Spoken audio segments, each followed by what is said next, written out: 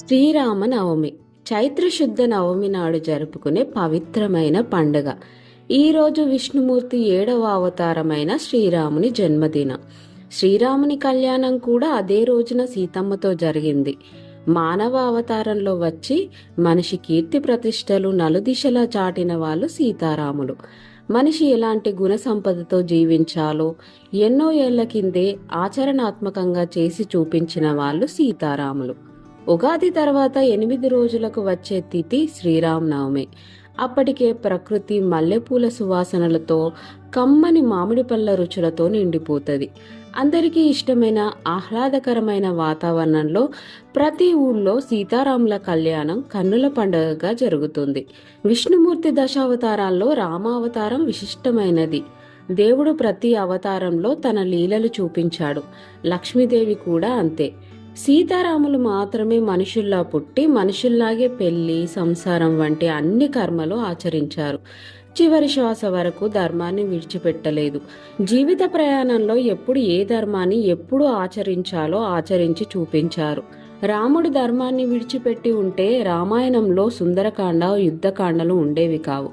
కేవలం తన భార్య సీతను తిరిగి పొందడమే ఆయన ప్రయోజనమైతే సుగ్రీవునితో కాకుండా వాలితో స్నేహం చేసేవాడు. వాలి చిట్టికేస్తే రావణాసురుడు సీతమ్మని తీసుకొచ్చి రాముడికి అప్పగిస్తాడే. వాలి అంటే రావణుడికి అంత భయం.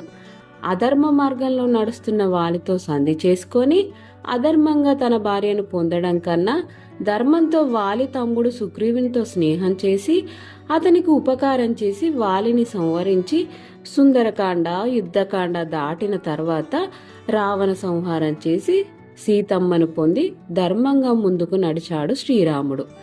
శ్రీరామచంద్రుడు ధర్మాన్ని అనుసరించిన వాడు. అందుకే తిరుగులేని విజయాన్ని పొందాడు.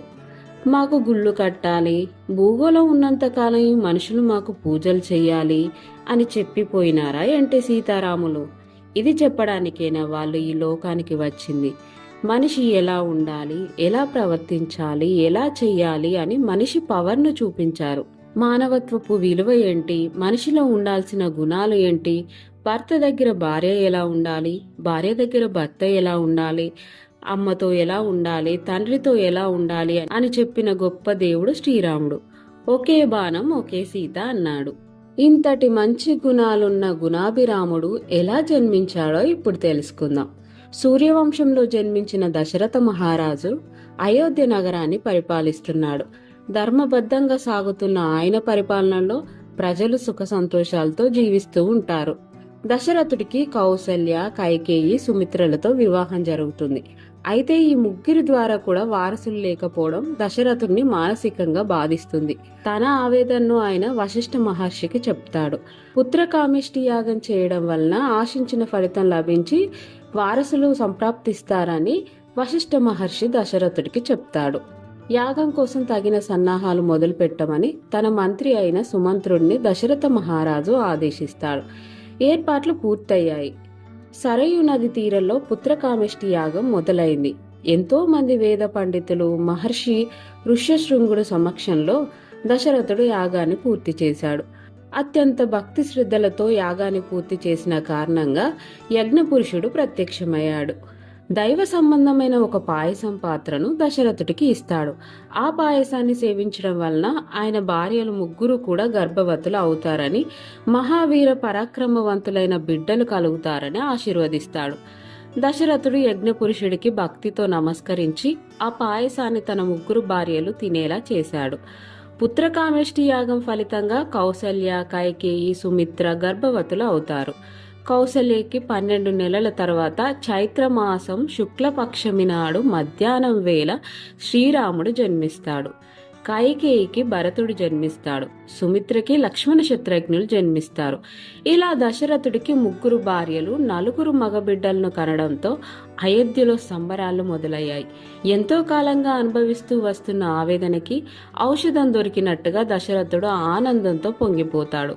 తన ముచ్చట తీర్చడానికి, అయోధ్య ప్రజలను ధర్మబద్ధంగా పాలించడానికి తనకి 4 వారసులను ఇచ్చిన భగవంతుడికి ఆయన మనసులోనే కృతజ్ఞతలు తెలుపుకుంటాడు. దశరథుడు ఒకవైపున రాజ్యపాలన సంబంధమైన వ్యవహారాలను చక్కబెడుతూనే మరోవైపున తన పిల్లలతో ఆటలాడుతూ ఆనందంగా ఉంటాడు. ఇలా ధర్మపాలకుడైన శ్రీరాముడు జన్మించాడు. మరి తనకు సరి సమానమైన అమ్మాయి కూడా ఎక్కడో పుట్టి ఉంటుంది కదా. మరి శ్రీరామునికి తగిన భార్య, గుణవతి అయిన, అందంలో తీసిపోని సీతాదేవి ఎలా జన్మించిందో తెలుసుకుందాం. మిథిలా నగరాన్ని జనక మహారాజు పరిపాలిస్తూ ఉంటాడు. ప్రజారంజకంగా ఆయన పాలన సాగుతూ ఉంటుంది. మిథిలలో ఎలాంటి మోసాలకు, ద్వేషాలకు తావు లేకుండా ప్రజలంతా సుఖ సంతోషాలతో జీవిస్తూ ఉంటారు. ఒకసారి జనక మహారాజు శాస్త్ర విధిని అనుసరించి నాగలి పట్టుకుని భూమిని దున్నుతున్నాడు. ఆ సమయంలో నేల లోపల ఏదో అడ్డు తగలడంతో ఎద్దులు ఆగిపోతాయి.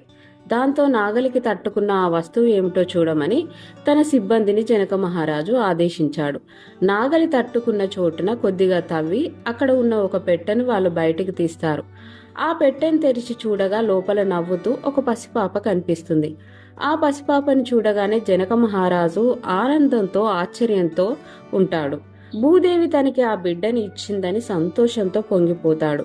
నాగడి చాలులో దొరికిన ఆ బిడ్డకు సీత అని నామకరణం చేస్తాడు. ఆ పసిబిడ్డను ప్రేమగా పెంచుకుంటాడు. అయోనిజగా ఆవిర్భవించిన ఆ బిడ్డను అందరూ అల్లారు ముద్దుగా చూసుకుంటారు. సీత ఆటపాటలతోనే జనక మహారాజుకు తెల్లారుతూ ఉంటుంది, పొద్దుపోతూ ఉంటుంది. తన స్నేహితులతో కలిసి సీత అంతఃపురంలో సరదాగా, సంతోషంగా గడుపుతూ ఉంటుంది. ఆమె ఎదుగుతున్న కొద్దీ మహా సౌందర్య రాశిగా మారుతుంది. సీత ఎలా ఉంటుందన్నది బయటి ప్రపంచానికి తెలియదు. కానీ అంతఃపురంలో పనిచేసే వారి ద్వారా ఆ రాజ్యంలోని వారికి ఆమె ఎంత అందగత్తో అని తెలుస్తుంది. ఆ విషయం సరిహద్దులు దాటేసి సీత అందచందాలను గురించిన విషయం ఆయా రాజ్యాలకు చెందిన రాజుల చర్చల్లోకి వస్తుంది. ఒకసారి సీత తన స్నేహితులతో కలిసి బంతితో ఆటలాడుతూ ఉంటుంది. ఆ బంతి ఒక పొడవైన బల్ల కిందకి వెళ్తుంది. ఆ బంతి కోసం చాలా తేలికగా సీత బల్లను పక్కకు జరుపుతుంది. అది సామాన్యమైన బల్ల కాదు, శివధనుసు ఉంచబడిన బల్ల. ఆ బల్లని పక్కకు జరపడానికి 100 మంది అవసరమవుతారు.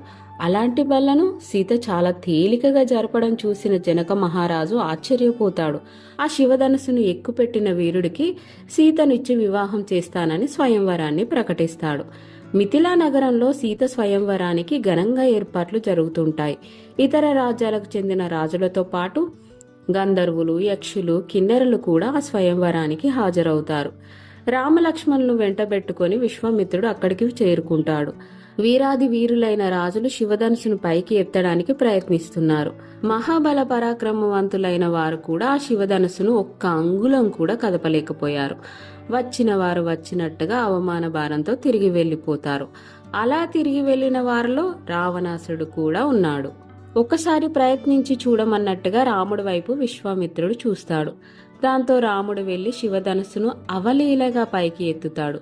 అంతేకాకుండా ఆ విల్లుకు వింటునారి ఎక్కించి ఆ త్రాడును ఒక్కసారి వెనక్కి లాగాడు. వెనక్కి వంగిన విల్లు ఒక్కసారిగా పెళ్ళుమంటూ పిడుగు పడినట్టుగా సభ మొత్తం శబ్దం వస్తుంది. ఆ విల్లు విరిగిపోతుంది. ఎవరు కూడా కనీసం కదిలించలేకపోయిన ఆ విల్లును రాముడు విరగొట్టడంతో అతని పరాక్రమం ఎలాంటిదో వాళ్ళకు అర్థమవుతుంది. సౌందర్యమూర్తి అయిన రాముడి రూపం చూసిన సీత ఆనందంతో మురిసిపోతూ శ్రీరాముని మెడలో పూలమాలను వేస్తుంది. జనక మహారాజు ద్వారా కబురు అందుకున్న దశరథ మహారాజు తన పరివారంతో మిథిలా నగరానికి చేరుకుంటాడు. సీత తన కోడలు అయినందుకు దశరథుడు సంతోషాన్ని వ్యక్తం చేస్తాడు. తన మరో కూతురైన ఊర్మిళను, లక్ష్మణుడికి తన సోదరి కుమార్తెలైన మాండవి, శృతకీర్తి అనే ఇద్దరిని భరత శత్రుఘ్నులతో వివాహానికి అంగీకరించమని దశరథ మహారాజును జనక మహారాజు కోరుతాడు. అందుకు అంగీకరించడంతో ఒకే ముహూర్తంలో అందరి వివాహాలు జరుగుతాయి. ఆ వివాహ మహోత్సవం చూసి ప్రజలు, దేవతలందరూ చూసి తరించిపోతారు. ఈ వివాహ వేడుక శ్రీరాముడు పుట్టినరోజునే జరుగుతుంది. అందుకే ఆ రోజున సీతారాముల కళ్యాణం జరుగుతుంది. దాన్నే మనం శ్రీరామనవమిగా జరుపుకుంటూ ఉంటాం. రాముడు అంటే ఇష్టం ఉన్న వాళ్ళు కామెంట్లో జై శ్రీరామ్ అని కామెంట్ చేయండి. సీతారాములు అంటే ఇష్టం ఉన్న వాళ్ళు జై జానకి రామ అని కామెంట్ చేయండి. ఈ వీడియో కనుక మీకు నచ్చినట్లయితే వీడియోని లైక్ చేయండి, మీ ఫ్రెండ్స్కి షేర్ చేయండి. మా ఛానల్ని సబ్స్క్రైబ్ చేసుకోండి. పక్కన గంట సింబల్ వస్తుంది, నొక్కండి. నోటిఫికేషన్ ఆల్ సెట్ చేసుకోండి.